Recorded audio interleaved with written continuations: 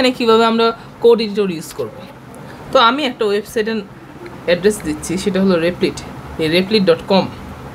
এখানে গিয়ে আপনারা সাইন আপ করে নেবেন। তো আমি আপাতত সাইন আপ করলাম।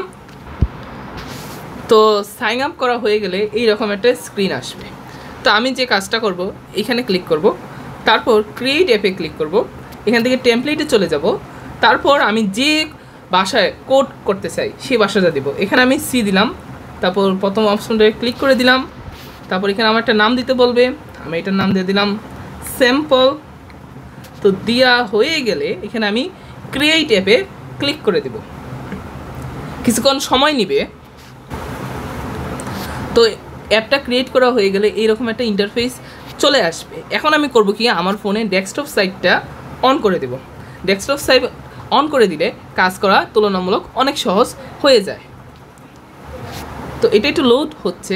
তারপর আমি এখানে 2 হাত দিয়ে একটু জুম করব, জুম করে এখানে একটা ফাইলের আইকন আছে, এখানে ক্লিক করব। তারপর এই যে আমার ফাইল main.c, সেখানে ক্লিক করব, তাহলে এটা পাশে এভাবে ওপেন হবে। এখন এখানে কোড লেখা আছে, আমি এখানকার রান বাটনে ক্লিক করে কোডটাকে রান করতে পারবো। তো রান করতে হচ্ছে এই যে কনসোলে ক্লিক করব, তাহলে আমার আউটপুট চলে আসবে। আমি চাইলে কনসোল উইন্ডো থেকে ক্লিক করে ড্র্যাগ করে ধরে এই পাশে বসাতে পারবো।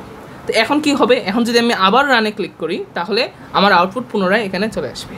তো এটাই হলো অনলাইন আইডির ব্যবহার।